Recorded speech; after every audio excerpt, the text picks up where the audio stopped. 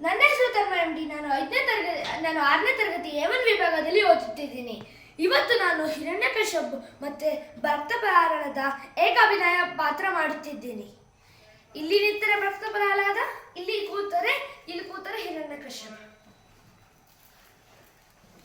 ಎಲ್ಲಿದ್ದಾನೆ ನಿನ್ನ ಹರಿ?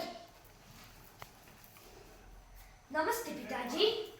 ಇಲ್ಲಿಯೂ ಇದ್ದಾನೆ ಹರಿ, ಇಲ್ಲಿಯೂ ಇದ್ದಾನೆ ಹರಿ, ನನ್ನಲ್ಲೂ ಇದ್ದಾನೆ ಹರಿ, ನಿಮ್ಮಲ್ಲೂ ಇದ್ದಾನೆ, ಆ ಕಂಬದಲ್ಲೂ ಇದ್ದಾನೆ ಹರಿ.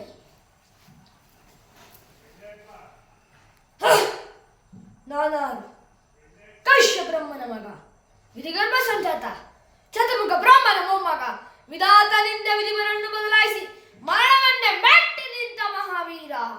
ಆದಿತ್ಯ ಮಕರ ಹಠಾಸವನ್ನು ಸುಟ್ಟಿ ಆದಿತ್ಯರ ಹಠಾಸವನ್ನು ಮೆಟ್ಟಿ ಹಾಕಿದ ಸಾಹಸಿ. ಅತಲ ವಿತಲ ಸುತಲ ಪತಲ ರಸ ಅತಲ ವಿತಲ ಸುತಲ ರಸತಳ ಮಹಾತಳ ಪಾದದಡಿಯಲ್ಲಿ ತುಳಿದಿದ್ದ ಪರಾಕ್ರಮಶಾಲಿ. ಅಡಿಯಿಟ್ಟರೆ ಬಿಡಿಯುವುದು ಭೂಮಿ, ತಲೆ ಎತ್ತರೆ ಬೆಚ್ಚುವುದು ಬಾರಿ, ಕೈ ಎತ್ತರೆ ನಡೆಯುವುದು ಸೃಷ್ಟಿ.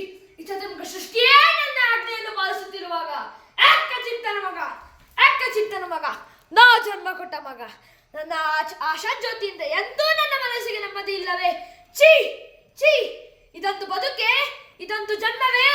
ಇದು ಎಂತಹ ದುರ್ವಿಧಿ, ಇದು ಎಂತಹ ದುರ್ವಿಧಿ!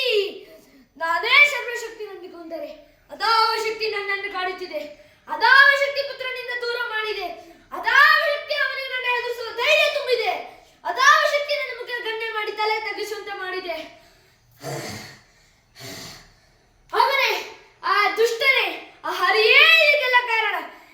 ಎಲ್ಲನೂ ಹರಿ, ಕಪಟಿ, ವಂಚಕಿ. ನನ್ನ ಮಗನ ಹೆದಾರದಲ್ಲೂ ಹುಕ್ಕಿ ಅವನ ತಲೆಗಡಿಸಿ ಮನವನ್ನಂತೆ ಆಡಿಸುತ್ತಿರುವಯ. ನಿನಗೆ ಪರುಷವಿದ್ದರೆ, ನನ್ನಂತ ನಿಜವಾದ ಗಂಡು ಆಗಿದ್ದರೆ ಬಾ, ಬಂದು ನನ್ನ ಎದುರಿಗೆ ನಿಲ್ಲು. ನಿನ್ನ ಉದಾರವನ್ನು ಬಗೆದಿ